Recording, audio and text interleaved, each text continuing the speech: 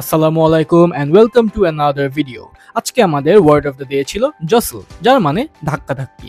And আজকের formula of the day ছিল formula ই, যা দিয়ে আমরা যে কোনো কিছুকে ডিসক্রাইব করতে শিখি। যেমন ধরো, আমি যদি বলতে চাই একটি লিফটের ভিতর অনেক ভিড়, আমি ফর্মুলা ই দ্বারা সেটাকে বলতে পারি ক্রাউডেড এলিভেটর। চলো আমরা দুইটাকে মিলিয়ে একটি সেন্টেন্স গঠন করে দেখি। সে ধাক্কাধাক্কি করে লিফটের ভিড়ের মধ্যে দিয়ে চলে গেল। এই বাক্যটি দেখো, সে ধাক্কাধাক্কি করে প্রেক্ষাপটে দেওয়া আছে, তার মানে আমি করেছিলাম প্রেক্ষাপটে। কোনো বাক্য আমরা ইংলিশে গঠন করার জন্য আই ডিড ফর্মুলা ইউজ করি।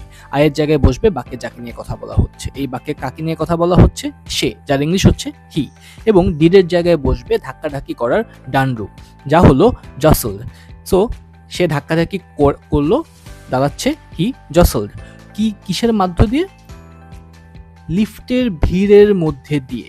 তার মানে কিছু মধ্যে দিয়ে যদি আমরা বলতে চাই, সেটা আমরা বলি থ্রো। কিসের ভিড়ের মধ্যে দিয়ে? লিফটের ভিড়ে, যা একটু আগে আমরা শিখে আসলাম ক্রাউডেড এলিভেটর। সো পুরো সেন্টেন্সটি কি দাঁড়াচ্ছে? হি জসল থ্রো দ্য ক্রাউডেড এলিভেটর।